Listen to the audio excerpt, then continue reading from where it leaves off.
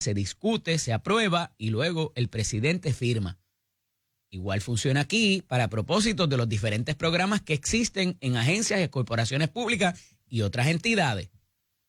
Es el legislador, en todas sus manifestaciones y vertientes, quien identifica necesidades y asigna el dinero y lo hace disponible. Y de ahí, la agencia correspondiente a la cual se le asigna es quien desembolsa, fiscaliza y provee los reglamentos para la utilización de los mismos. ¿Verdad que le suena de lo que estoy hablando? Por controversia reciente. Esa es la disposición constitucional. El Ejecutivo o las agencias que lo componen no pueden meterse a identificar necesidades y apropiar dinero para ellas. Eso es prerrogativa y facultad, autoridad constitucional del legislador o legisladora. No pelee conmigo. Eso es lo que está dispuesto no solamente por la Constitución, en leyes especiales y también los casos que han llegado al tribunal. Se reconoce y se defiende esas facultades de cada una de las ramas de gobierno. Y para eso están los tribunales, la rama judicial, para hacer esa interpretación de hasta dónde llega una rama y hasta dónde llega la otra y qué pueden y no pueden hacer si se exceden de esas facultades. Y les digo que esta es la noticia más importante porque ese inventario, tomando los presupuestos de cada una de las agencias y las ponencias que están próximas a presentar a la legislatura para conformar ese presupuesto, de ordinario, esa información para este año y para años previos está contenida ahí. Como por ejemplo el Departamento de Educación. El Departamento de Educación va y pide fondos estatales en esa ponencia de presupuesto, en esa solicitud de presupuesto de año en año. Y se sientan allí y dicen, mira, gastamos tanto, esta partida se nos quedó corta, necesitamos tanto para el pago de luz, de agua, de mantenimiento, de todo lo demás. Pero también le dice al legislador, yo recibo unos fondos federales que tienen que ver con los comedores. Y por cada niño que se sirva de ese comedor, el gobierno federal les provee unos dineros. Mire, legislador, para propósitos de transportación y de las guaguas, los servicios de guaguas para llevar los nenes a la escuela, yo recibo tanto dinero federal que también viene por fórmula, de acuerdo a la cantidad de participantes que existan con esa necesidad. No es un inventario difícil de hacer, porque el secretario o secretaria, director o directora debería conocer su agencia o su entidad y saber en qué participa, qué se ha presentado, qué les ha llegado, cuánto les ha llegado, para qué propósitos y en qué programa. Y mire, hay infinidad de programas, al punto de que inclusive los municipios y entidades sin fines de lucro también pueden solicitar, aparte sin intervención del gobierno estatal, presentan su propuestita allá y les dicen si sí o si no y cuánto. Así es como funciona. Entonces, ¿por qué esto yo les digo que es importante? Porque pudiera exceder, y no pudiera exceder, excede muchas veces por casi el doble lo que reciben las entidades gubernamentales en fondos federales de lo que les da el gobierno estatal, de lo que les asigna anualmente. Y si eso se reestructura y se evalúa mediante la eficiencia, es bastante probable, no les digo que es que va a pasar, que vaya a haber una redirección de esos fondos. ¿Qué significa eso? Pues mira, que para esto el gobierno federal entiende que como es más meritorio, pues ahora vamos a tirar más por ciento para allá.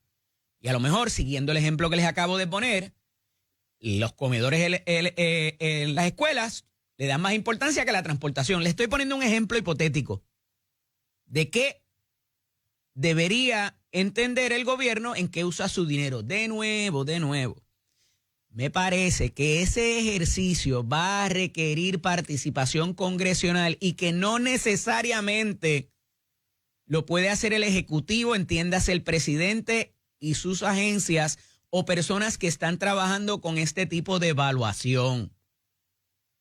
Es mi sospecha con 22 años de experiencia en asuntos legislativos. Pero esta parte hay que mirarla con mucho detenimiento, porque para este próximo presupuesto que está a punto de conformarse y que comenzaría el 1 de julio, pudieran haber cambios y pudieran haber partidas impactadas. Y no quiero sumarme al miedo y a la histeria de que es que nos van a quitar todo y nos vamos a morir. Eso no necesariamente va a terminar pasando así. Porque igual que hay muchas personas despedidas ahora mismo en el gobierno federal que quizás votaron por Donald Trump, porque con la pela que dio, yo me sospecho que hay inclusive personas que están siendo objeto de deportación que también votaron por el presidente o que fueron a su rally o que estaban a favor de esas políticas. Y va a haber más de uno que le dice, mira para allá, para que sigas aportándole al presidente, mira lo que te hizo. Eso, ¿verdad? Está de más, a mi juicio, y requiere de otro tipo de evaluación, inclusive política, vamos. Pero volviendo a los asuntos de gobierno, que es lo que se va a impactar, tenemos que tener esa conciencia. Y cuidado con también el político atribuirle a esas evaluaciones por ahora recortes para redirigir otros asuntos, porque eso no ha pasado. De nuevo, eso está bajo evaluación. Y la propia Junta de Supervisión Fiscal se canta, yo no sé, yo no tengo el inventario de ninguno de esos fondos. Vamos a ver si ahora con la conformación del presupuesto podemos tener un inventario de todos esos programas en todas esas agencias, las cantidades, las poblaciones que impactan. Aparentemente Robert Mujica no tiene visibilidad de eso, y eso es sumamente importante porque mínimamente, como les acabo de decir, puede ser casi 2-1 la cantidad de fondos federales versus estatales que se reciban para los programas y el funcionamiento y los servicios que ofrecen las agencias, como vivienda, subsidios de agricultura, los 2 programas que les acabo de destacar del Departamento de Educación y muchos tantos otros que a veces ni nos sospechamos que el dinero viene de fondos federales. Así que esa parte es importante, hay que mirarla y hay que ver finalmente si se hace ese inventario y que la ciudadanía tenga constancia de cómo esa evaluación va a trascender y cuál vaya a ser el impacto para Puerto Rico, inclusive en desarrollo económico. Porque muchas veces tenemos aquí una queja del propio sector productivo que dice, pero es que la gente está durmiendo hasta las 3 de la tarde en el residencial público y recibe subsidios de agua y luz y recibe la ayuda del PAN y recibe un montón de otras ayudas que nosotros que nos levantamos a trabajar todos los días no recibimos. Y los subsidios de luz en los hoteles y a corporaciones privadas y los decretos contributivos. Eso no es beneficencia del gobierno. Eso no es chavitos del gobierno también para subvencionar que esas operaciones sean viables. No podemos ser hipócritas en ese sentido, porque aquí hay muchas empresas privadas que sin dinero estatal no caminarían. Y por eso el foro que se hizo ayer, donde participaron varios sectores para entrelazar lo que es el gobierno y la empresa privada, son positivos porque se traen temas para cosas que hay que cambiar y hay que modificar. Y allí en ese foro que se celebró hubo un intercambio de ideas muy particular en cuanto a lo que va a ser el futuro del impuesto al inventario que se propone congelarse. La gobernadora lo habrá de presentar, parece hasta ahora, en un proyecto aparte a lo que va a ser la reforma contributiva. Y es que se va a congelar ese impuesto al inventario, y el otro día lo expliqué bastante en detalle lo que implica, y está buscando con qué reemplazarse, porque es un dinero que va directo a los alcaldes que ya se cogieron su cantazo y algunos están diciendo que van a dejar de existir próximamente. Y estamos hablando de cerca de 230 millones para redondearlo por ahí. El presidente de la Cámara de Comercio, el buen amigo Luis Pizarro, dice que eso debe sustituirse con el IBU que usted y yo pagamos cada vez que compramos algo por internet. Cada vez que usted paga su suscripción de Netflix, de Max, de Amazon Prime y todo eso, vea que si cuesta $14.99 va a pagar 15 y pico. Y si cuesta $25 va a pagar 26 y pico por ahí. Búsquelo en su recibo, en su cuenta de banco cuando se lo deduzcan. Todo eso paga IBU cuando usted compra en Amazon, cuando usted compra inclusive en las plataformas chinas, le cobran el IBU como si lo estuviera comprando en Plaza Las Américas, en una tienda. Y eso, dice el secretario de Hacienda, Ángel Pantoja, que circunda más o menos, está alrededor de $200 millones. Todavía estaríamos como 30 millones cortos. Pero eso en un presupuesto de 9,000 millones no es muchísimo. No obstante, ¿a qué voy con esto? Cada vez que se hable de IBU y utilizar o redirigir el IBU, mire, usted tómelo con pinza. ¿Usted sabe por qué? Porque cuando se renegoció la quiebra de los bonos de obligación general, para nosotros podernos comprometer y salir de esa situación con los bonistas que teníamos, le dijimos que lo primero que íbamos a hacer era que cuando ese IBU llegara, íbamos a sacar un % que le correspondía. Ese es el colateral para el repago de esa deuda.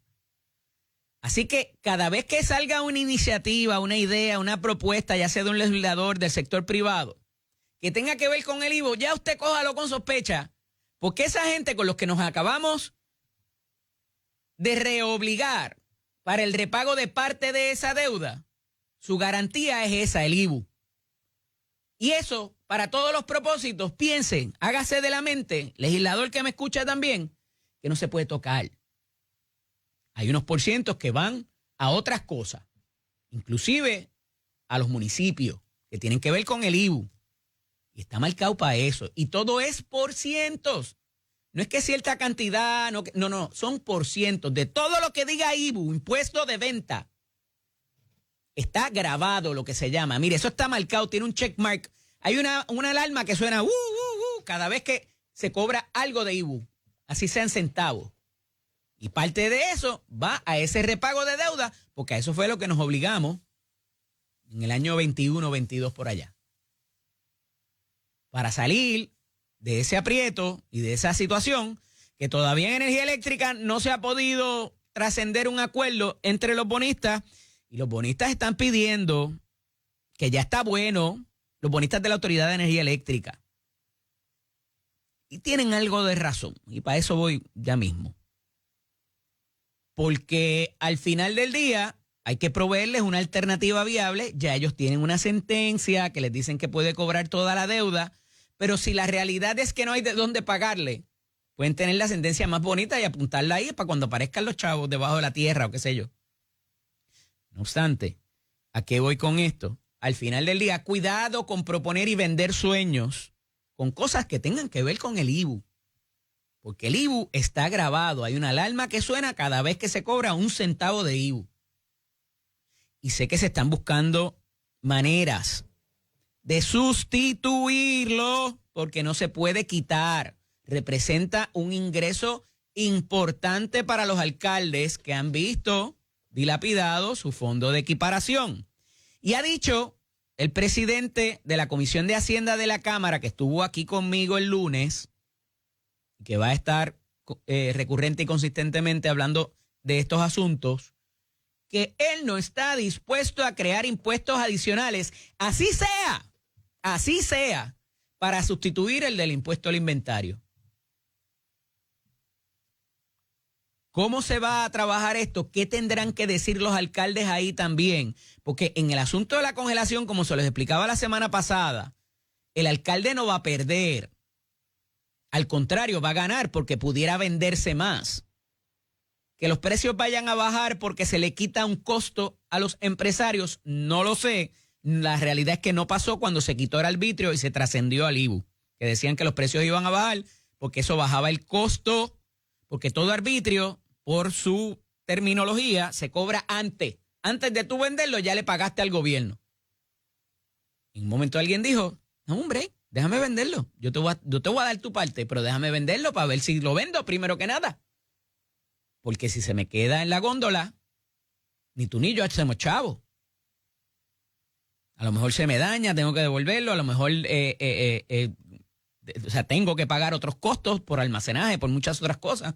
Y si encima de eso, de un año para otro no lo vendo, lo que no se dañe, también voy a pagarte de nuevo, pues me pones en una situación que cuando lo vaya a vender tengo que considerar eso hasta en el otro artículo que venda regularmente, ¿o no? Pero, más o menos, esa es la importancia de este tipo de situación, de esta discusión que se está dando en el Comité de Reforma Contributiva. Y como es un asunto más complejo y que hay mucha premura en trabajar esto, porque hay una presión significativa de la empresa privada, parece que la estrategia de la gobernadora es trabajarlo fuera de lo que va a ser el proyecto de reforma contributiva para por lo menos con eso, miren, mojarse los pies a ver cómo corre. De nuevo, siempre les digo, una cosa es lo que está escrito y otra cómo funcionará en la práctica. Pero para eso, dentro de ese comité, hay dos figuras muy importantes que dirigieron el Departamento de Hacienda en un momento dado y que conocen muy bien la práctica. Inclusive el secretario actual del Departamento de Hacienda, aún siendo una persona joven, es un lifer allí, conoce muy bien la estructura, sabe dónde están las fisuras inclusive y está en la mejor posición. Y son los dos ángeles. Hay uno del Partido Popular y hay uno del Partido Nuevo Progresista, que son personas jóvenes, pero conocen muy bien la agencia, las fallas, las ventajas, los retos. ¿Quiénes son los vagos? ¿Quiénes trabajan?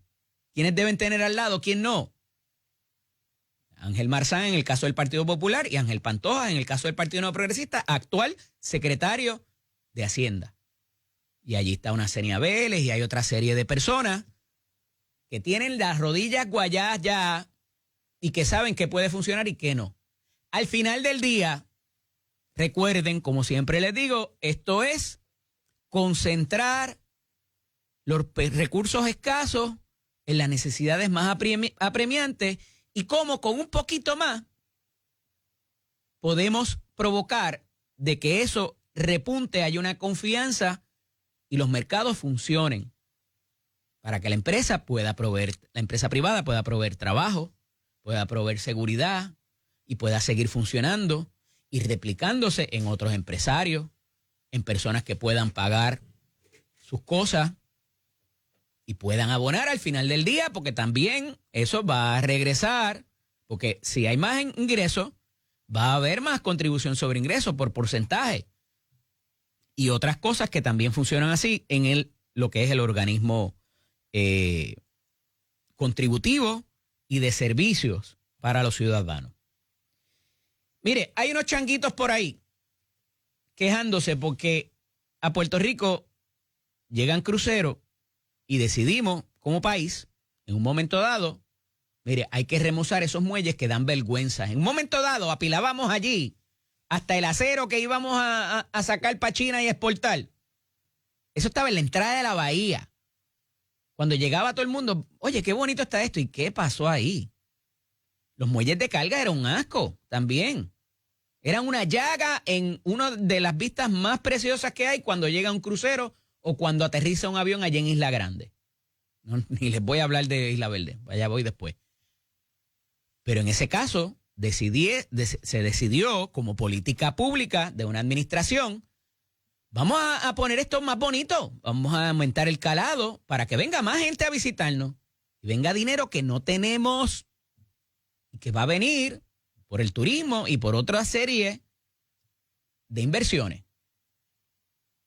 Mire, para poder hacer eso se necesita inversión también y decidió hacerse a través de una alianza público-privada para que haya inversión privada y tengan ganancias, porque esto no es socialismo ni comunismo. No estamos con Ortega, Díaz-Canel y Maduro. Pero ¿qué pasa? Esos trabajos toman tiempo. Y como cuando se reparan de las carreteras, que hay que cerrar el carril, ¿verdad? Porque no vamos a poner a la gente a trabajar con el tráfico a full swing. Pues va a tomar unos años, unos meses, trabajar con ese asunto.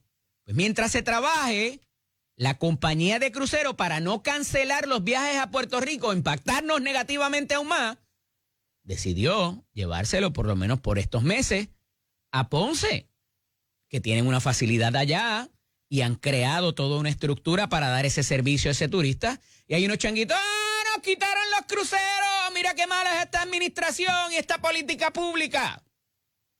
En serio, mano. No es que se van a ir para siempre, no es que no van a volver más. Entonces, tú sabes, todo es malo Porque hay que criticar al gobierno turno.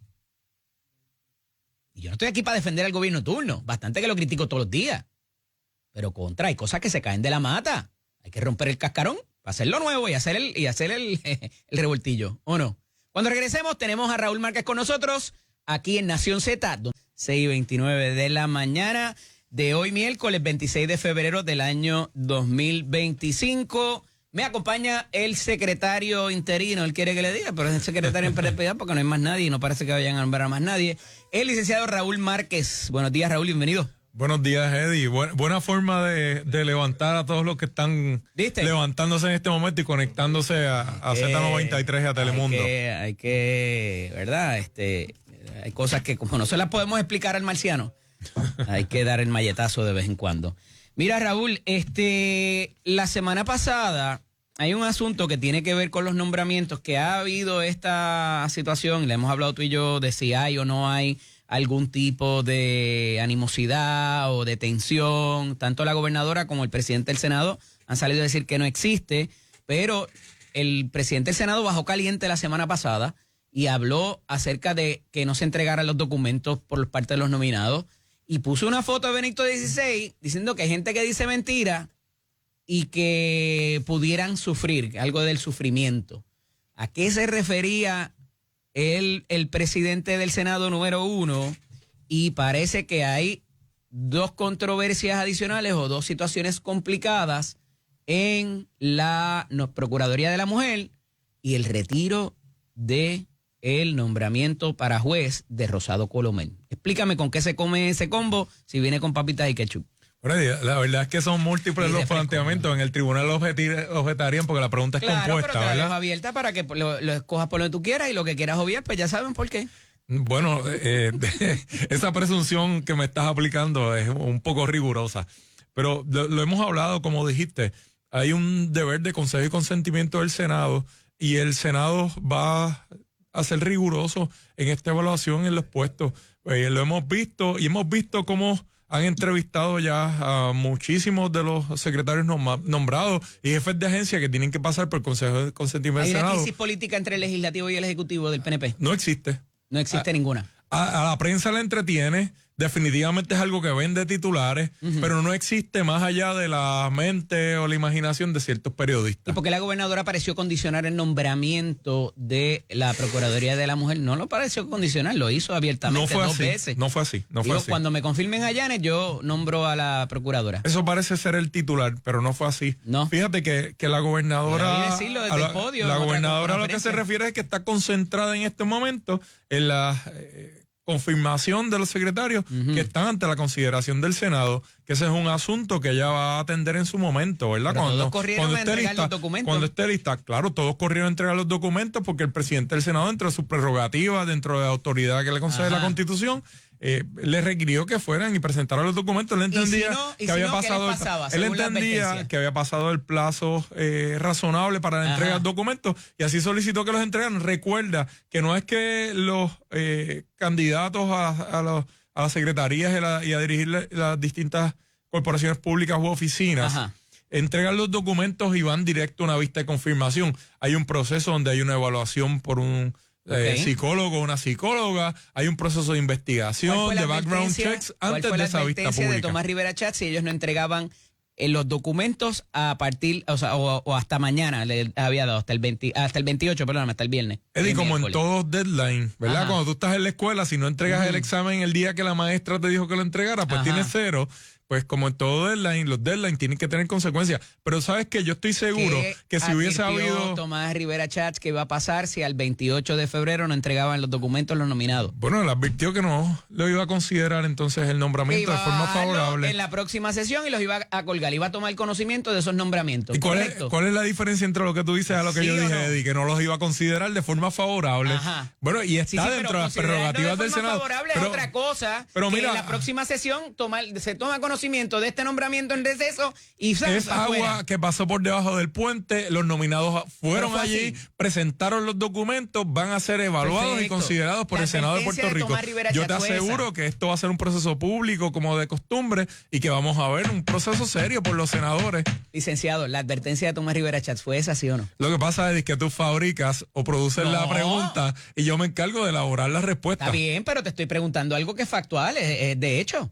¿No? Bueno, el senador les expresó que no cumplir con estos términos iba a tener una consecuencia, pero yo estoy seguro que si allí aparecía un secretario, un director de agencia y le justificaba, mire senador, la razón por la cual yo no puedo entregar X o Y documento, o por la que me estaba tomando más tiempo esto, y lo justificaba, iba a tener el tiempo razonable si así lo convencía, ¿verdad? Al Senado de Puerto Rico. A otra pregunta, Raúl, de lo que te estoy preguntando es si la advertencia de Tomás Rivera Chats es que entonces el día 3 de marzo, que era la próxima sesión, si al 28 no habían presentado los documentos, él iba a tomar conocimiento, como pasó en el cuatrenio pasado con otros nombramientos, y los colgaba. Bueno, iba a tener consecuencias, pero ya el asunto ¿no? es que es académico, Eddie. No lo es. Es que es académico. No lo es, porque tú sabes que viene otra pregunta detrás. Resulta académico porque ya todos han presentado sus documentos, los que debían algunos.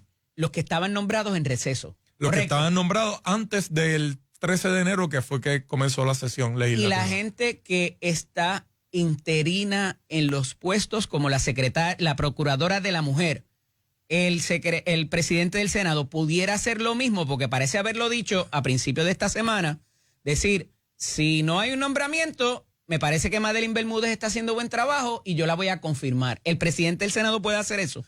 Mira, es un asunto que debe considerar y apreciar el presidente del Senado, ¿verdad? En su función, ¿verdad? Y conforme a la autoridad que le concede la Constitución. Sin embargo, como tú muy bien dices, la licenciada Madeline Bermúdez, a quien conozco y puedo distinguir como una persona muy capaz distingue su y trabajo, que ha hecho un gran trabajo, la gobernadora lo ha reconocido.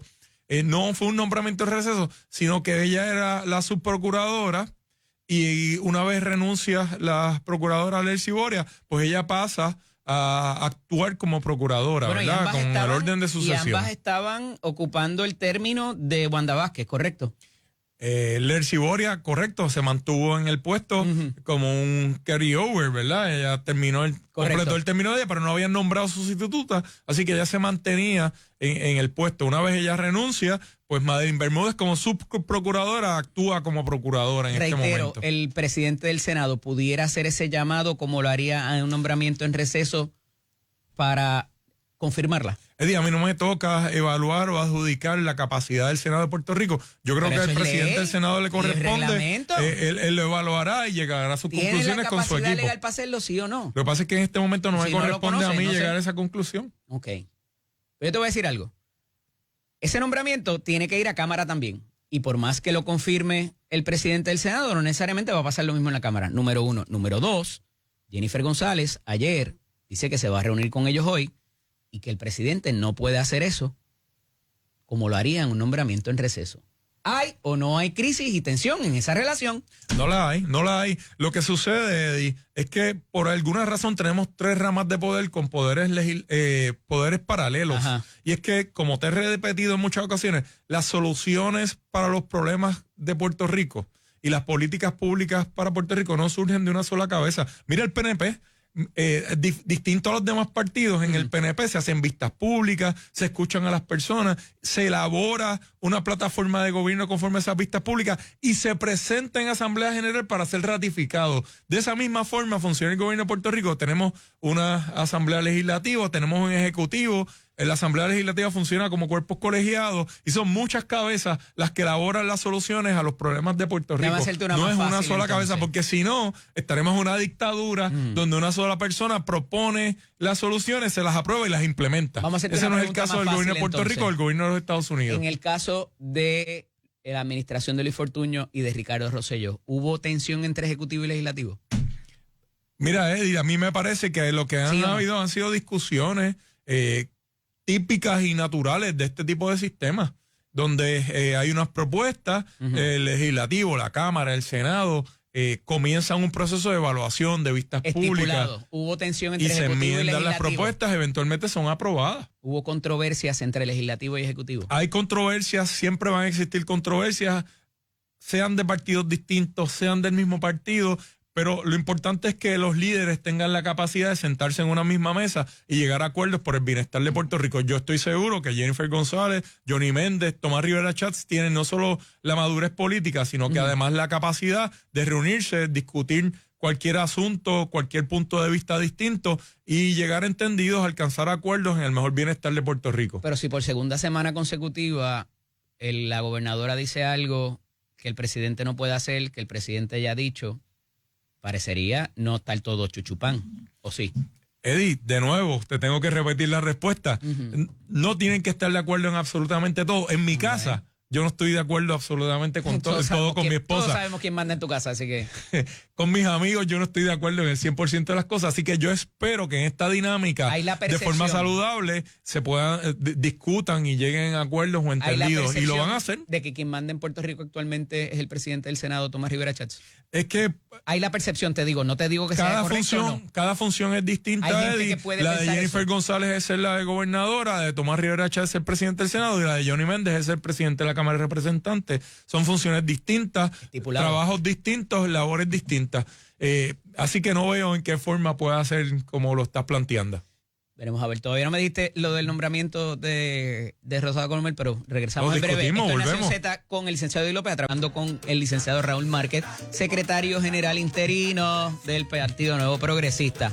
Licenciado, me iba a explicar algo de lo del retiro de Rosado Colomel, si conoce por qué la gobernadora lo retiró el pasado viernes. Tuve las conversaciones, ¿cómo que se llama eso? Cuando se envían lo descubrimos el lunes por la mañana.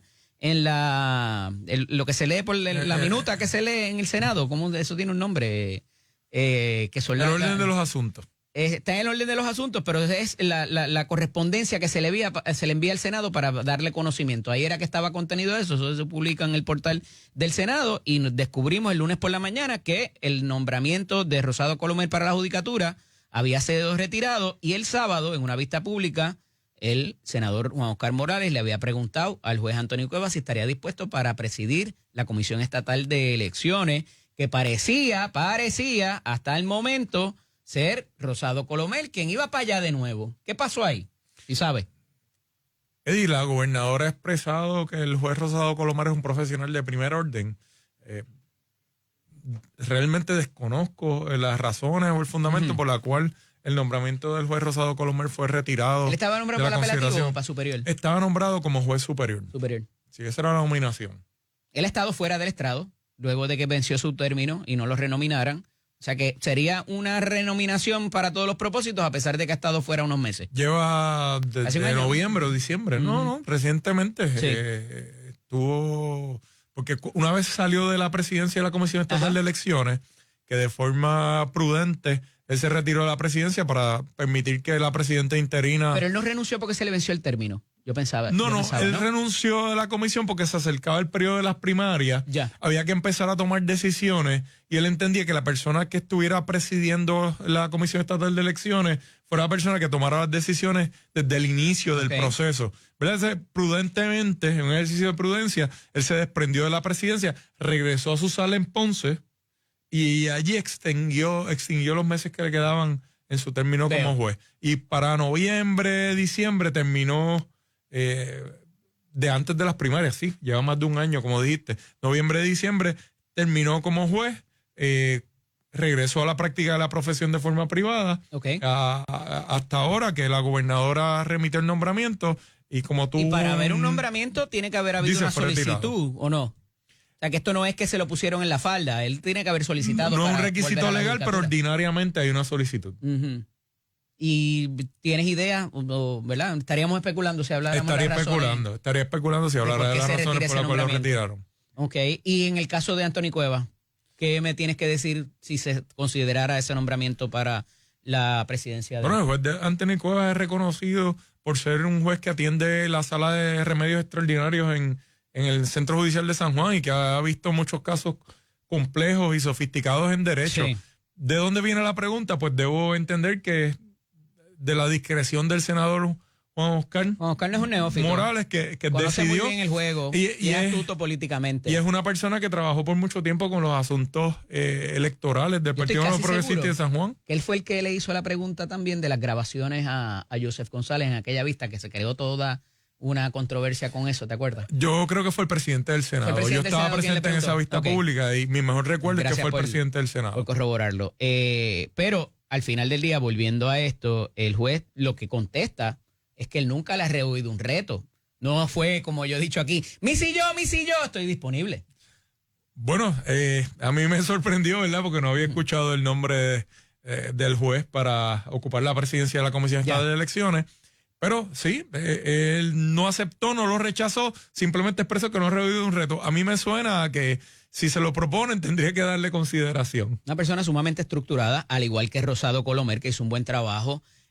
La capacidad de comunicar, a pesar de que los jueces no pueden, ¿verdad?, todo el tiempo estar en la prensa o no deben estar en la prensa, punto, para esa posición. Y me parece que ha sido una de las grandes desventajas de Jessica Padilla, no porque no lo pueda hacer, porque cuando lo hace bien, y la he tenido en entrevista, es que es renuente a tener esa conversación y esa dinámica con los medios, que es importante porque como tú y yo hemos asesorado secretarios de agencia también, no puedes esperar que te maten el niño para entonces ir a los medios a dar explicaciones. Tienes que mantener una dinámica, y decía recientemente en estos días, y sé que vas a coincidir con esto también, el exgobernador García Padilla, tú tienes que también, como función a quien te nombró, tratar de que salgan noticias positivas para que cuando salga lo malo parezca o haya la impresión de que hay más cosas buenas porque ese secretario, ese director, y sabemos que el presidente o presidenta de la Comisión Estatal de Elecciones es distinto, pero tiene un rol también de hacer lucir bien, y más cuando hay fondos públicos envueltos, Raúl.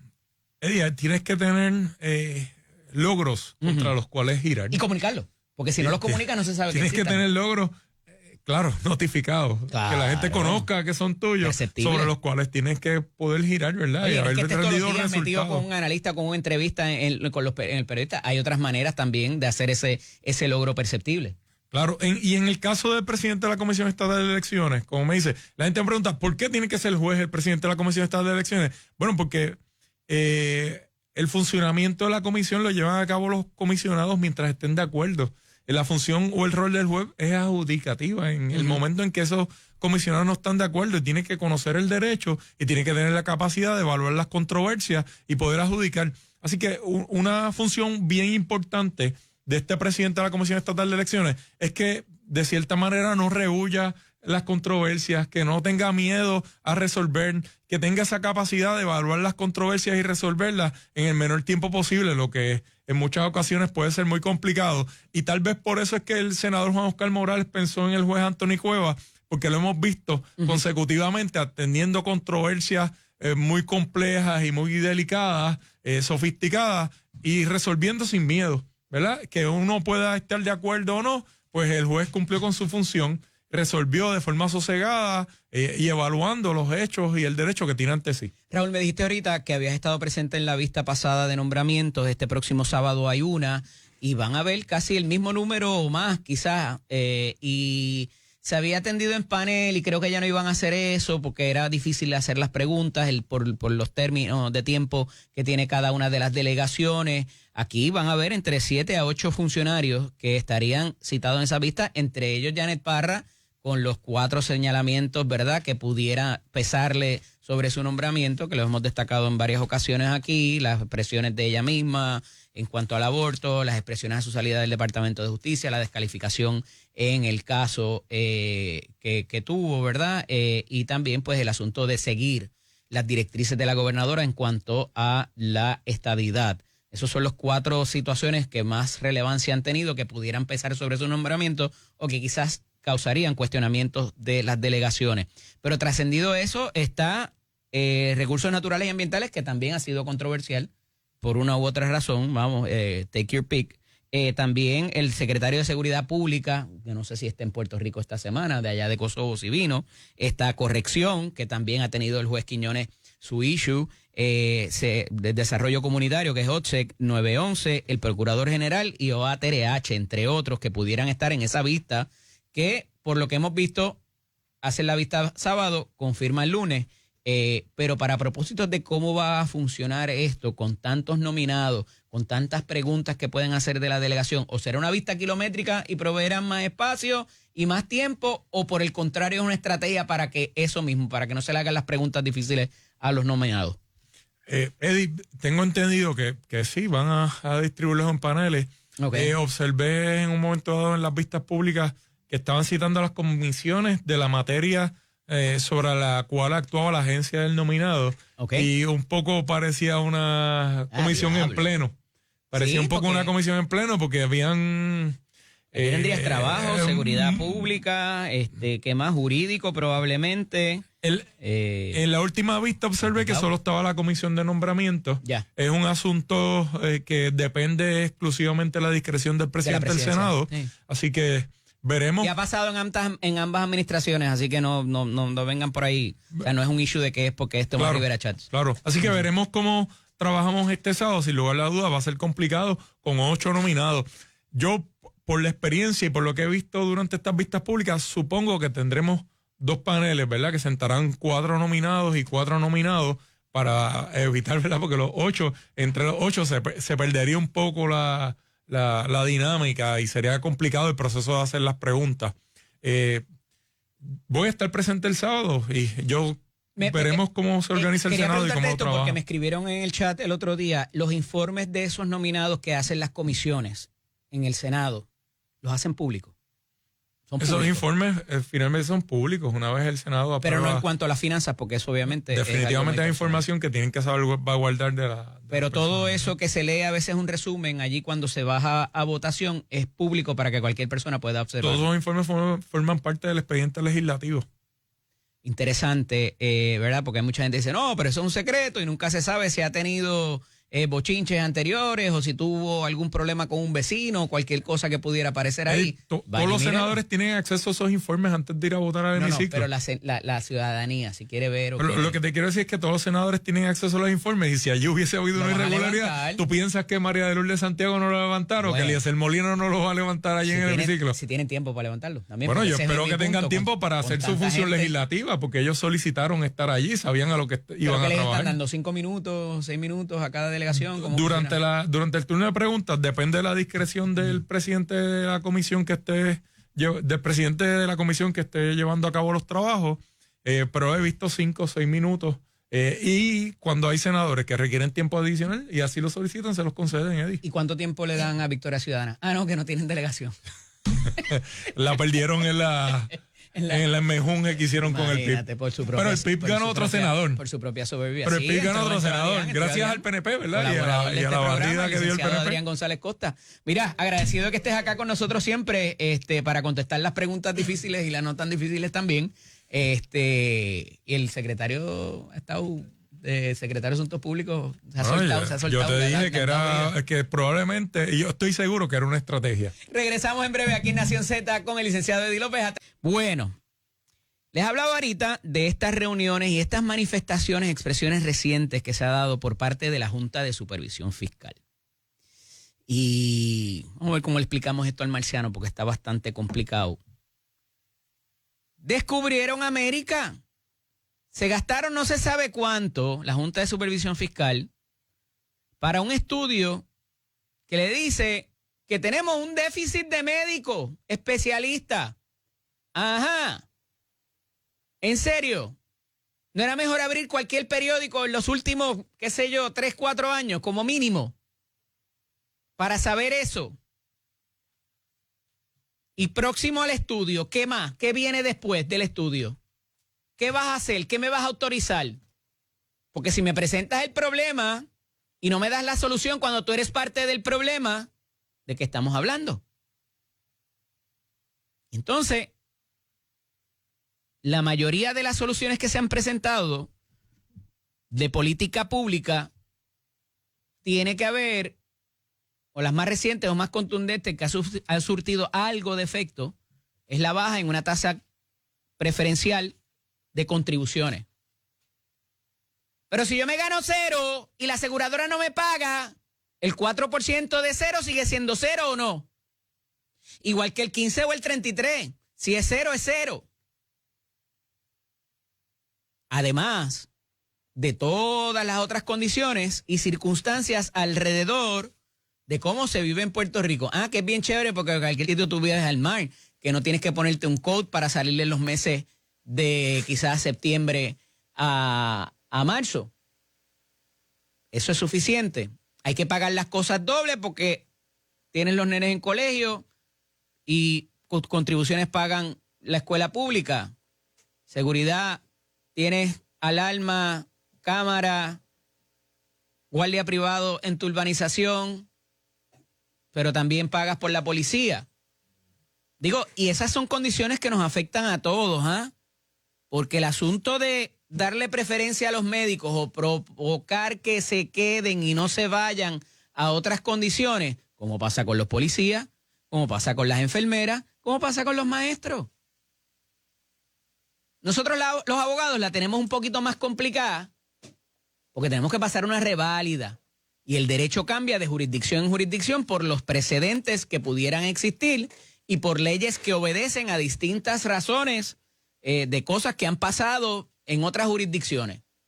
Y por eso el librito de reglas es diferente, inclusive de estado en estado. Pero trascendido eso, también nos pudiéramos mover.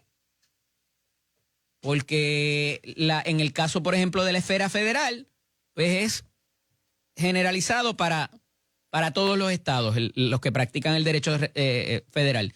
Y ahí está los asuntos de inmigración, de seguro social y un montón de otras cosas más que son tipo administrativo. No es un caso que te vas a ganar millones de pesos porque están inclusive regulados lo que puedes cobrarle a los clientes. Pero también los abogados se pueden mover al final del día. Este estudio revela un déficit de médicos especialistas. Y la realidad es que cada vez hemos visto cómo invertimos como país en una educación mucho más, a un costo mucho más razonable que en otras jurisdicciones. Y después ni tan siquiera en muchas de las instancias les exigimos que como te di el crédito barato en la escuela graduada, que te hubieses tenido que endeudar bien brutal en cualquier otra universidad, en otro estado o en otro país, pues quédate conmigo 1 o 2 años. Ah, que el salario va a ser menor, pues, ok. Pero lo que te ahorraste que entonces no tienes un préstamo estudiantil brutal como va a tener quizás tu compañero de trabajo a la jurisdicción donde te mueva. Retorno de inversión. No estamos en el comunismo. Esto no es socialismo. Invertimos en algo y tiene que haber un rendimiento de cuentas donde obtengamos un beneficio. En contrario, porque para eso fue que se creó.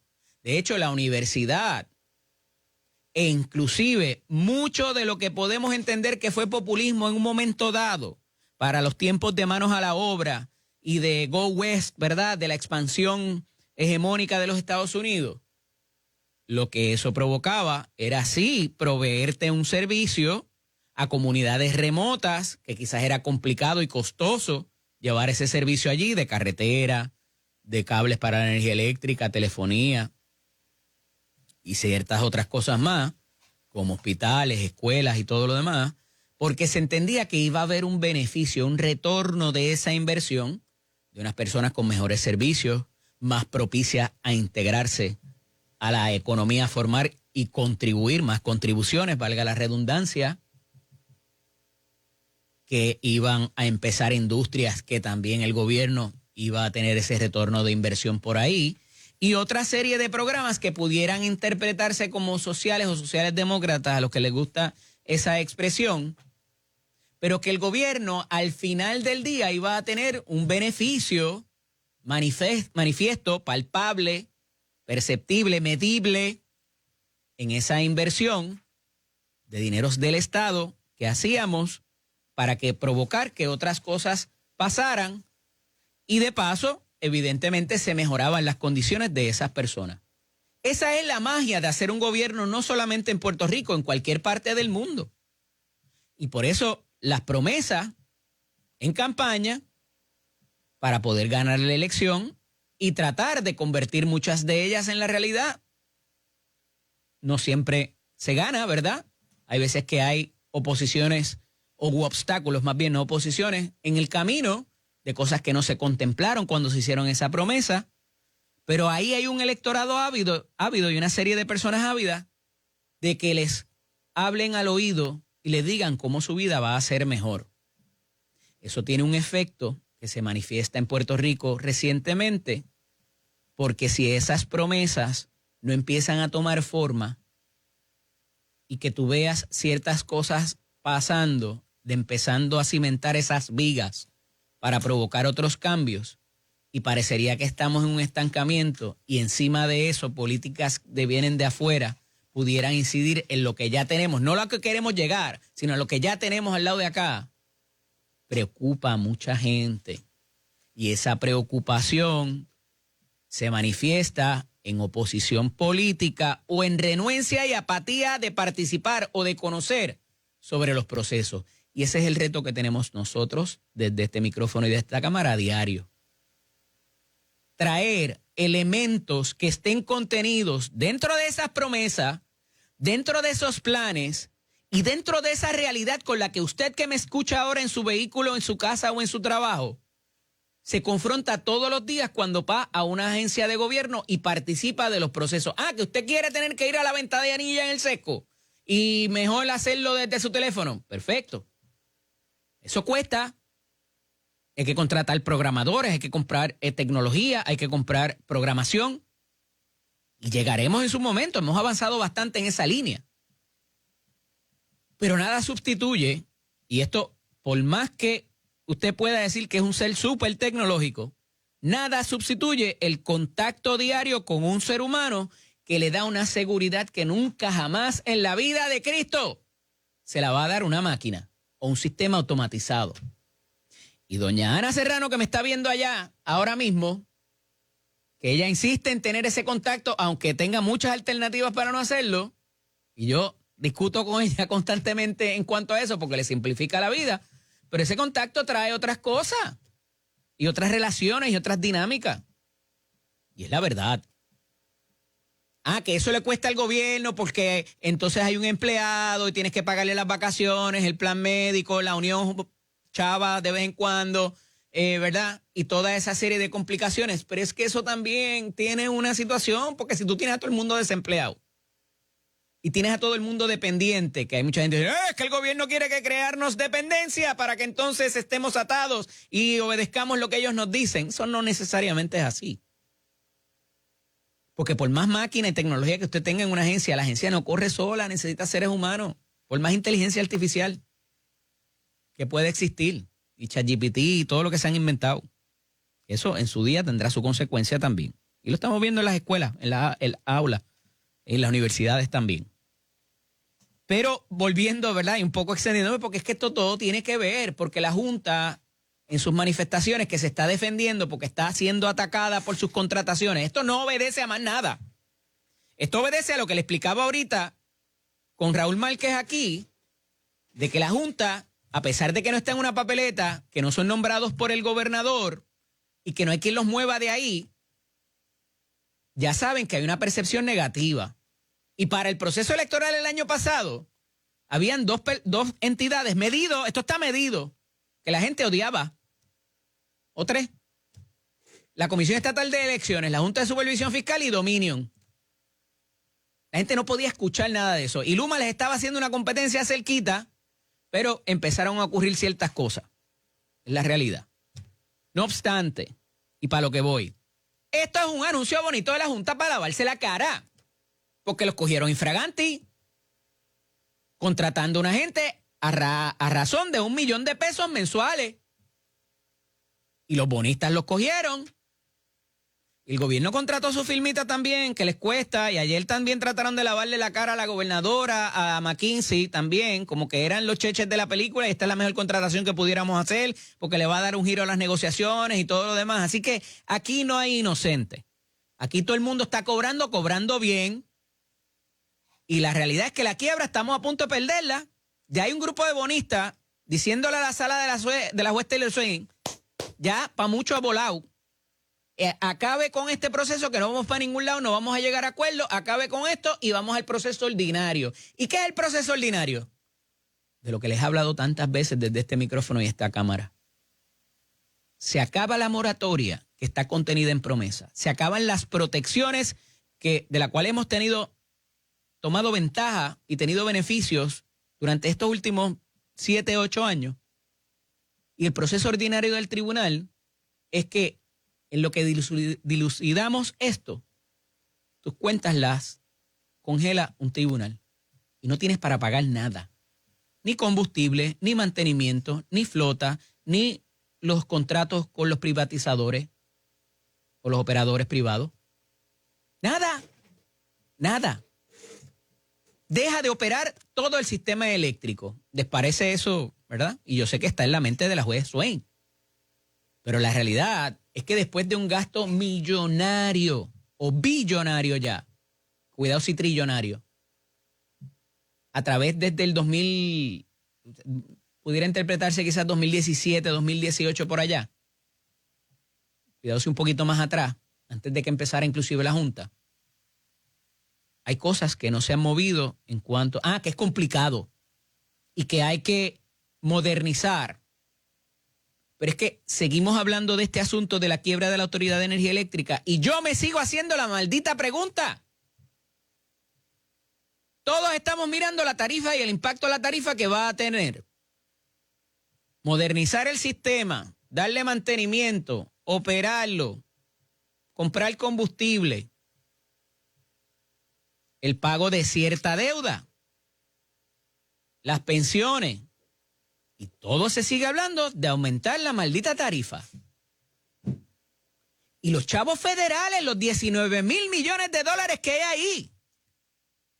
Y nos dice la gobernadora que ese es uno de los fallos importantes en las proyecciones que da la Junta de Supervisión Fiscal, que se quejó la semana pasada de que no habían consultado con ella. ¿Por qué?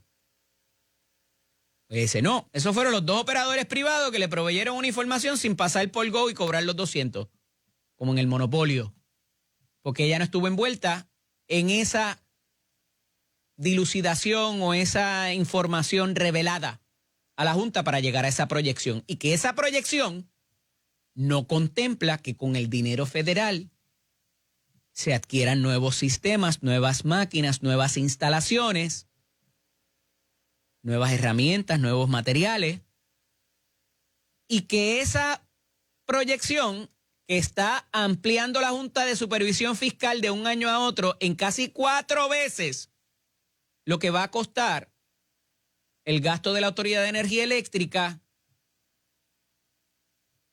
lo resalta también los bonistas, en esa proyección de la Junta de Supervisión Fiscal no contempla de que si compramos máquinas nuevas, de que si remodernizamos el sistema, lo reconstruimos con el dinero federal, no es lo mismo tú darle mantenimiento a un Buick del 88 que a un Toyota del 2025, ¿o sí? El aceite y filtro puede que te cueste más, pero no lo tienes que hacer tan seguido. A lo mejor las piezas del carro del 80 y pico ya no las consigue, cuestan más, hay que mandarlas a hacer custom build.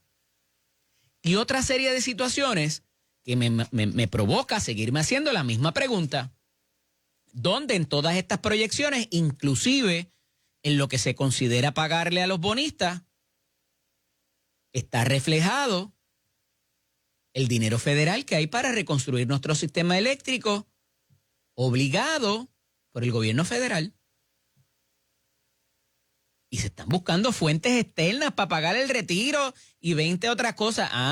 No es que se va a pagar del dinero federal de reconstrucción ni el pago a los bonistas, ni las pensiones, ni la operación y mantenimiento regular. Acuérdense lo que les dije ahorita, el dinero federal viene marcado. Ese dinero viene marcado para una reconstrucción eléctrica, que parece de su faz cuando uno lee que contempla energías renovables y limpias. Pero, dentro de esas energías, por lo menos a mediano plazo, se contempla el gas natural, que parece ser el caballito de pelea donde está montada la política pública de la administración de Jennifer González. Entonces, si ponemos más máquinas nuevas, tenemos el piso nuevo que se pueda comer en él, Las cafeteras, como les dice mucha gente, se remozan con ese dinero federal. Los números que tiene la Junta en su proyección, en su informe de plan de ajuste, son ciertos, son certeros. Eso es lo que nos va a costar. Y entonces por eso es que esa proyección de esos costos al final del día refleja y se reiteran en que solamente se puede devolver, se puede repagar de los 8,000 y pico que se cogió prestado, 2,600. Y por eso la Junta se reitera en su posición. ¡Ay, no mete tarifa ni para Dios! La Junta te dice, no, ni el negociado ni nadie debe subir la tarifa. Porque sabes que si sigues subiendo la tarifa, se te va a ir gente del país y se van al asunto de las placas solares, salen del grid, salen del sistema eléctrico y pierdes clientes. Y no hay ningún modelo que yo conozca en mis 50 años y pico de existencia que perdiendo clientes pueda maximizar sus resultados, aún siendo un monopolio. Y usted puede decir, no, pero no está en monopolio porque ahora hay otras alternativas. Siempre tienes que estar conectado a la autoridad o a Luma o a lo que sea. No hay una independencia. La compañía o la entidad que le diga que hay una independencia energética como Casa Pueblo allá, que es quizás un ejemplo que no es el mejor. Eso no existe. Usted siempre tiene que tener una conexión a el sistema eléctrico, ya sea para venderle a través de la ley de medición neta o cuando se le funda las baterías o se le dañe algún sistema, usted pueda tener energía en su casa. El que le diga lo contrario, eso de independencia energética, cuidado ahí, porque siempre hay alguna relación y hay alguna conexión para con los sistemas. Así que eso en cuanto a la deuda, yo me sospecho que la juez Taylor Swain no va a estar tan ávida a decir, pues mira, ¿sabes qué? El título 3 de promesa para el Sirete y vamos al procedimiento ordinario y solicita los embargos y solicita todo. Eso yo lo veo bien poco probable de que exista. Y un poco, si se diera el traste con ese proceso bajo el título 3 de promesa, ¿qué va a pasar con la Junta? ¿Cuál es el rol de la Junta entonces? Si la quiebra se sale de las disposiciones de promesa, ¿para qué tenemos a la Junta? ¿Para velar por los presupuestos? ¿Que la legislatura no se ponga folclórica y flamenquita? Porque si lo que queda por ajustar de deuda es lo de energía eléctrica y se sale de las disposiciones de promesa, pues entonces la Junta perdió su propósito, ¿o no? Otra de las razones por la cual yo entiendo que el Tribunal Federal en la sala de la juez Taylor Swain no le habría de dar paso a ese tipo de situación, además de que nos complica sobremanera la situación, porque nos lo va a pagar. Se va a apagar el país si eso pasara. Así que por eso lo veo lejos y le seguirá dando break como pueda la juez Taylor Swain a la Junta para que siga presentando diferentes alternativas. Mire, consono con este tema y ¿saben qué me apasiona? Yo sé que a lo mejor para ustedes no es tan sexy hablar de la energía, de las quiebras y demás, pero le impacta a usted que me está escuchando, porque usted paga la luz y cuando ve la factura se queja. ¿Y qué son esos cargos que están ahí? ¿Y por qué si todos los gobiernos prometen que van a bajar la luz no pasa? Pues mire, yo les estoy explicando aquí en términos para que los pueda entender el marciano que no tiene la circunstancia que a lo mejor usted tiene y que conoce de Puerto Rico y cómo funcionan las cosas. El marciano que acaba de aterrizar pueda entender y saber qué provoca las manifestaciones de unos y de otros y qué hay detrás. Como en el anuncio de los 1,200 médicos que hacen falta. Es un anuncio bonito, como que la Junta está preocupada por ti. ¡Nada! Ellos tienen otros problemas de percepción y lo disfrazan con esto. Aquí no hay más nada. Aquí no hay nada más. Los cogieron con las manos en la masa, contratando unas firmas bien caras para un proceso donde tienen ya no una pistola, sino 2 en cada 100. Porque los bonistas de energía eléctrica tienen una sentencia a su favor de cobrar todo. Y no tienen por qué negociar nada. que como está, no va a haber ganancia y lo que dice ahí es que tienen que bregar con la ganancia. Buena suerte con eso.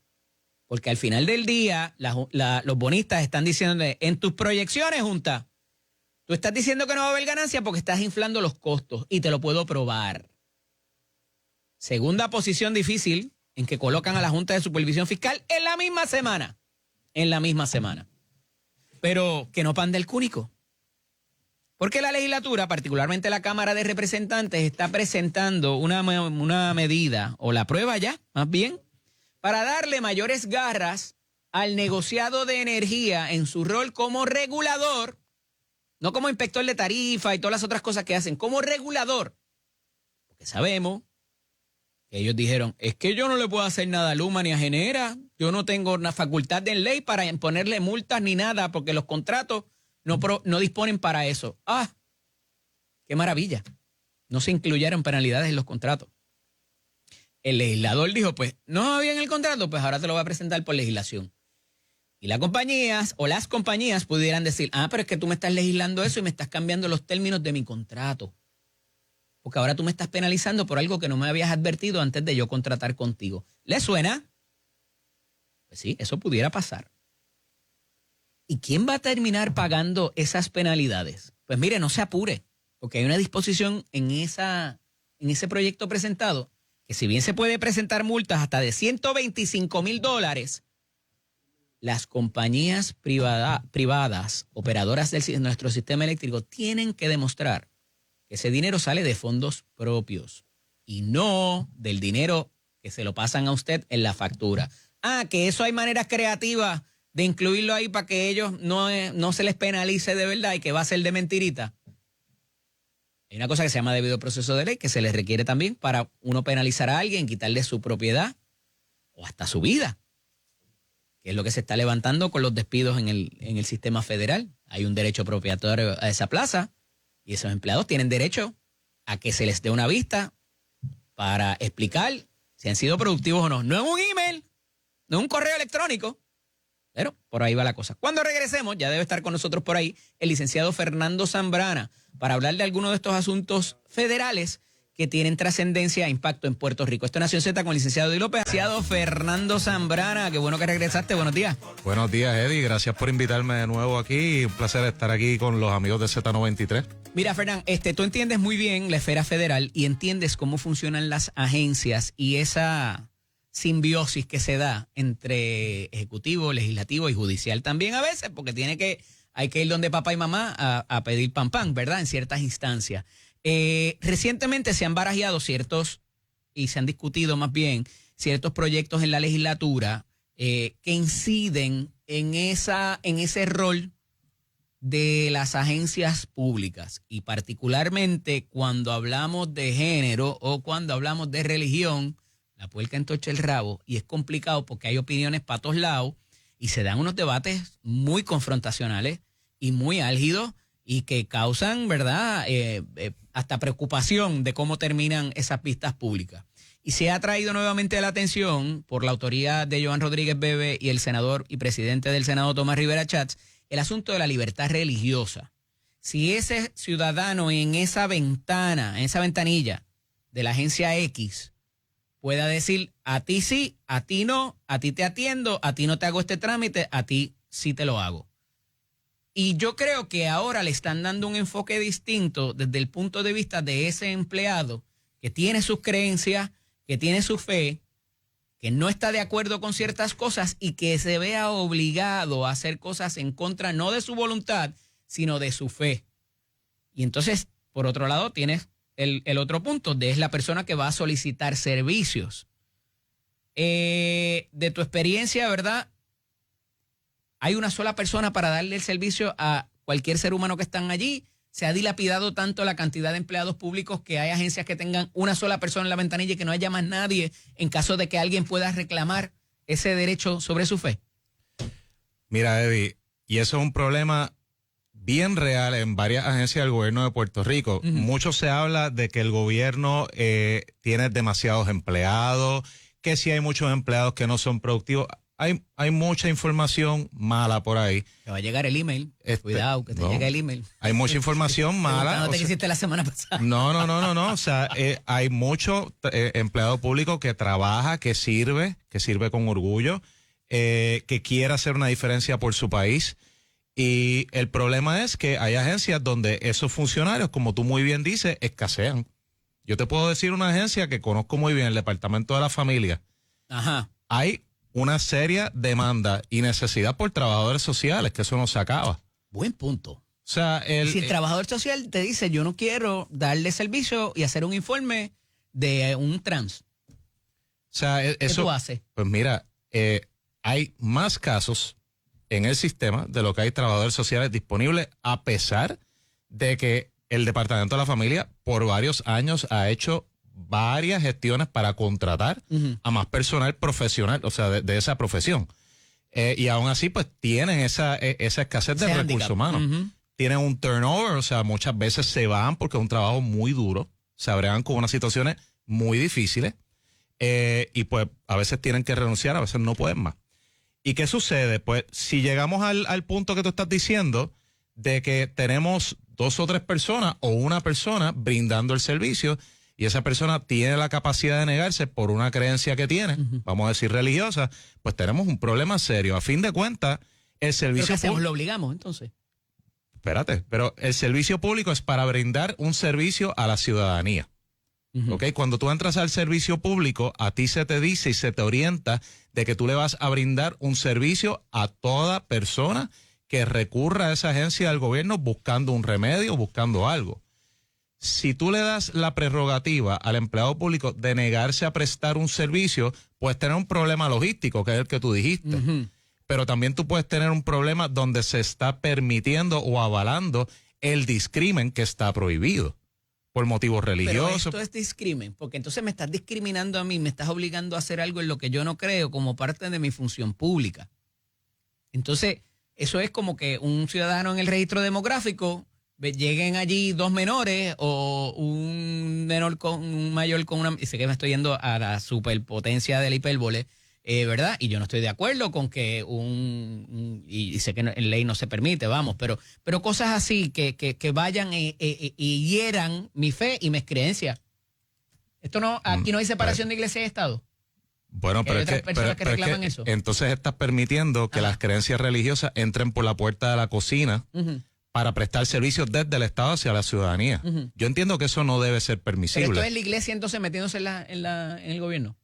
No creo que sea la iglesia porque no se le está dando, o sea, este tipo de medidas no favorece una creencia religiosa sobre otra. Lo que sucede es que se le está permitiendo al individuo, a base de una creencia X, puede ser que sea un musulmán. No, aquí todo el mundo piensa que todo el mundo es cristiano. En Puerto Rico tenemos muchos musulmanes, tenemos judíos, hay budistas por ahí, aunque tú no lo creas, y que a base de esas creencias pues se quieran negar a prestar un servicio. Pues mira, no solicita empleo en el servicio público. Yo creo que esa es la clave. Pero es discrimen o es creencia religiosa. Porque también es permitir que es permitir que el funcionario público discrimine contra una persona. Cuando el funcionario público tiene que prestarle servicios a toda persona que sea ciudadano de Puerto Rico o que esté en Puerto Rico de visita o cualquier otra situación que cause que un civil busque asistencia del gobierno.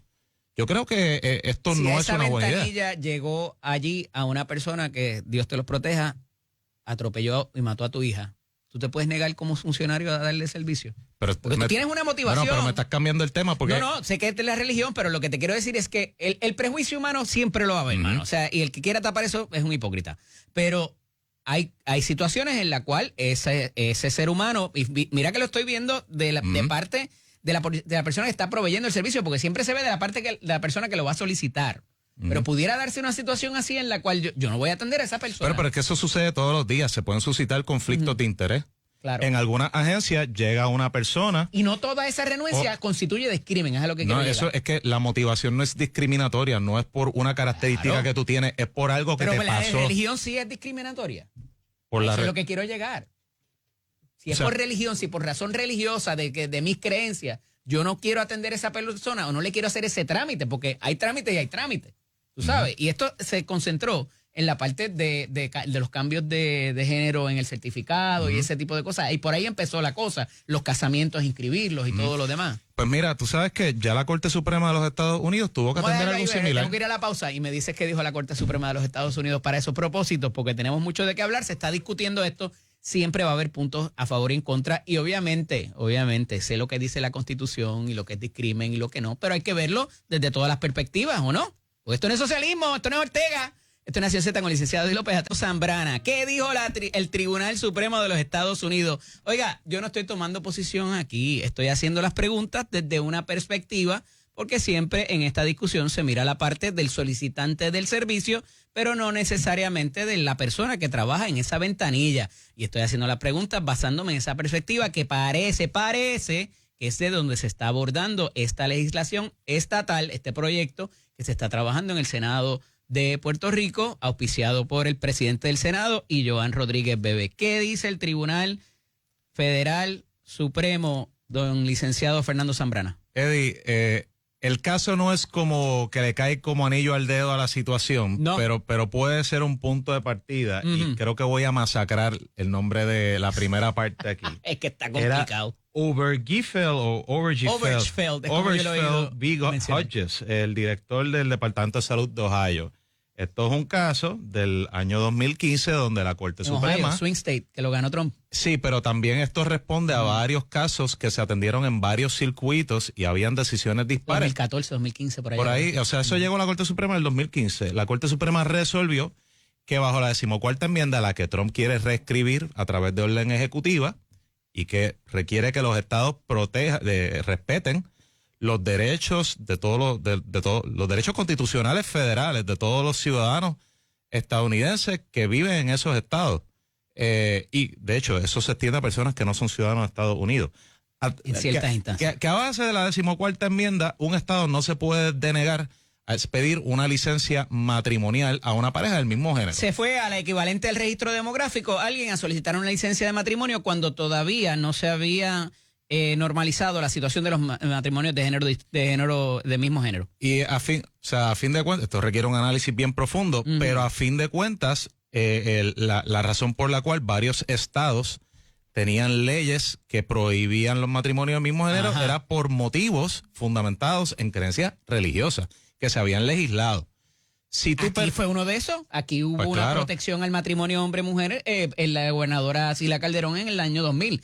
Había un reconocimiento de sentencias menos las que fueran de matrimonio, sentencias de matrimonio. Pero mira, a fin de cuentas, yo creo que esto puede estar sujeto a ser retado en los tribunales de Puerto Rico o en el Tribunal Federal.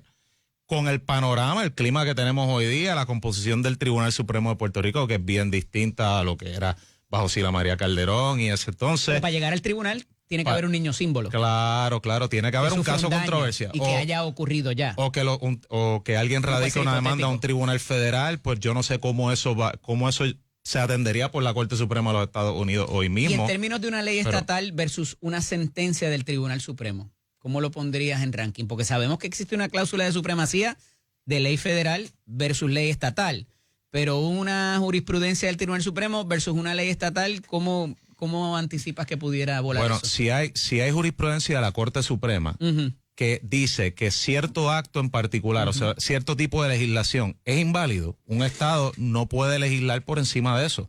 Bueno, lo puede hacer, pero entonces rápido alguien va a ir al tribunal, a un tribunal de distrito federal para solicitar que esa ley sea declarada inconstitucional. Un precedente va en contra de la ley estatal. Un precedente va en contra de una ley estatal. Espérate. Sería lo que se reclamaría. Porque el precedente que existe, y estoy de acuerdo, no necesariamente se conforma a lo que pudiera ocurrir aquí, porque esto pudiera ocurrir en las escuelas, pudiera ocurrir en muchos sitios. Pero cuando vaya esa persona al tribunal y dice, mire, el caso de Obergefell va contrario a lo que está haciendo el Estado de Puerto Rico, ¿qué va a pasar ahí? Porque hay una ley estatal. Cuando lo compara, sabemos que si es con una ley federal, como pudiera ser quizás el reclamo contra DOMA, ¿verdad? Que es la ley que rige pues eso es lo que te decía. Una persona afectada por la ley. El DOMA es lo de el Marriage Act, ¿verdad? Correcto, que ya quedó invalidado hace una década ya. Pero que una persona afectada puede recurrir al tribunal e indicar, mira, ya la Corte Suprema resolvió un caso donde se anuló o se declaró inválida una ley idéntica a la que este estado acaba de aprobar. Que eso fue lo que pasó con varios estados antes de que se revocara Roe versus Wade. La Corte Suprema tenía un precedente que decía que los abortos dentro del primer trimestre eran válidos, y varios estados aprobaron leyes que le llamaban trigger laws, que no se podían implementar. Y no había ley como tal, que es a lo que quiero llegar. O sea, estoy haciendo la pregunta con toda la intención, porque a pesar de que no haya algo legislado federalmente, esos precedentes judiciales de los supremos, también los de aquí, van por encima de lo que quiere hacer cualquier legislador. Claro, el legislador puede darle la vuelta también y decirle, este es el Estado de Derecho, pero cuidado con actuaciones que pudieran infringir, porque ese precedente jurisprudencial que se da en un caso obedece a otras razones de política pública o inclusive constitucionales, como me parece que es aquí. Mira, hay otros precedentes de la Corte Suprema que tienen que ver con esta cuestión de separación de iglesia y Estado. Ahorita estábamos comentándolo fuera del aire, el caso de este dueño de una pastelería en Colorado. De ese, sí. No tengo el nombre de las partes. Yo constitucionalista no soy. Tuve que coger constitucional igual que tú. Una de las clases que a mí me gusta. Y tengo que utilizarla de vez en cuando, pero pana también, tremendo profesor. A mí me tocó con Helfeld. Okay. Back in the day, Helfeld enseñó yo no sé a cuántos abogados aquí de constitucional, pero ese caso resolvió que el dueño de la pastelería, que se considera un servicio esencial que se brinda a la ciudadanía, puede rechazarse a hacer un pastel para una pareja del mismo género que se iba a casar y quería un pastel para su boda. Y en mi negocio yo le doy servicio a quien yo quiero, pero yo no soy parte del gobierno. Pero eso es un negocio privado. Ajá. Yo creo que tú no te puedes agarrar de ahí para decir, pero yo como funcionario del Departamento de Seguridad Pública, no quiero tomarle una querella, yo miembro del negocio de la Policía de Puerto Rico, no quiero tomarle una querella a una pareja esta del mismo persona sexo en porque una domestic violence, por ejemplo. O porque es evidentemente un transgénero. O sea, eso es completamente distinto y yo creo que es de dudosa validez constitucional. Y no, yo creo que excede el género también, porque ahorita tú pusiste el ejemplo de los musulmanes o de cualquier otra religión que quizás no estén de acuerdo unas con otras, ¿verdad? No creo que se dé entre cristianos y judíos o de otra denominación, pero ciertamente le va a causar un problema a cómo va a correr la dinámica de ese secretario de agencia, por decirlo menos, Fernando. Porque entonces vas a tener gente que de vez en cuando vas a tener que sacar y tener un suplente a esa hora, tú sabes, por si acaso se te niega, y hasta que las leyes son válidas, hasta que dejan de serlo. Así que tenemos que ir a la pausa. Cuando regresemos discutimos un poquito más en cuanto a esto, porque de nuevo, esta discusión no es nueva, ha trascendido anteriormente y siempre se trae con otros matices. Esto es Nación Z con el licenciado Eddie López, dialogando con el licenciado Fernando Zambrana. Fernán, vamos a ver lo del aspecto político y qué otros proyectos pudieran presentarse en la legislatura que fueran de este mismo corte y hacia quién le está hablando como política pública quizás la legislatura de Puerto Rico con la presentación de estas medidas. Antes de contestarte eso, si tú me permites, quiero redondear algo de lo que estuvimos hablando en los últimos dos segmentos. Rapidito. Está la 14ª enmienda, que requiere que los estados, requiere que se respete la igual protección ante las leyes de los ciudadanos de los Estados Unidos. Y hay una primera enmienda que me permite a mí expresarme, y si yo quiero expresarme discriminatoria, pues lo puedo hacer. Los estados no pueden tomar acciones ni aprobar leyes que desmerezcan los derechos constitucionales de los ciudadanos de los Estados Unidos. ¿Y mi derecho constitucional a expresarme libremente? Está bien. El funcionario público es quien actúa ahí me mataste el para respetar estos derechos bajo la 14ª enmienda de todas las personas que se presentan ante una agencia del gobierno. El funcionario público tiene un derecho de libertad de expresión, pero no es un derecho irrestricto. Y no es su función pública menos. Estaba verificando el caso del bizcochito Colorado. Y se hablaba de los derechos de la primera enmienda del dueño de esa pastelería. Ese argumento fue bien interesante. Correcto. Pero el funcionario público cuando está en funciones, tiene un derecho de primera enmienda atenuado. Y por ahí es que tal vez podría venir un ataque. ¿En la empresa privada y en el servicio público también? En el servicio público. En la empresa privada, pues ya eso es otro tema aparte. Eso es otro cuarto de hora, como dice un buen amigo de nosotros. Porque los derechos protegidos de los ciudadanos es para con el gobierno don't trample on me. Claro. Si es un privado a otro privado, tienes otro tipo de reclamación. No hay derecho, hay derechos contractuales no constitucionales, no necesariamente. Brevemente, me quedan segundos. Este tipo de política se va a seguir replicando. ¿A quién le está hablando el PNP? Entiendo que sí, entiendo que el PNP está haciendo lo posible para atraer a esos votantes que se habían ido con Proyecto Dignidad. Buen punto. Y entonces pues se están presentando y atendiendo medidas de corte conservador por ese propósito. Les dije que Fernando iba a traer aspectos federales que tienen impacto aquí en Puerto Rico. Gracias, Fernán. Gracias a todos por la sintonía en la